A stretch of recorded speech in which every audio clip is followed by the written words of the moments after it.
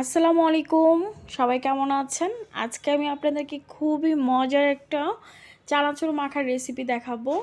খুবই অল্প কিছু উপকরণ যেগুলো আমাদের হাতের কাছে সবসময় থাকে।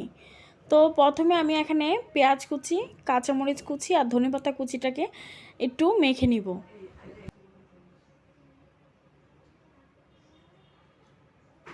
পেঁয়াজটাকে একটু মেখে আমি নরম করে নিয়েছি, এতে করে খেতে ভালো লাগবে। এখন দিয়ে দিলাম আমি শসা কুচি আর টমেটো কুচি। আমি এখানে সব কিছু পরিমাণ মতোই দিচ্ছি। এখানে আপনারা লেবুর রসটা দিয়ে দিবেন, যারা খেতে পছন্দ করেন, দেখবেন খেতে আরও অসম্ভব মজা হয়। আমি এখন দিয়ে দিলাম পরিমাণ মতো সরিষার তেল আর চানাচুর। এখন সব উপকরণ আমি একসাথে ভালোভাবে মেখে নিব। খুবই অল্প কিছু উপকরণ দিয়ে বানিয়েছি, কিন্তু খেতে অসম্ভব মজা। আপনারা ট্রাই করলেই বুঝতে পারবেন। তো আমি একটু পরিবেশন করে দেখাচ্ছি আপনাদেরকে।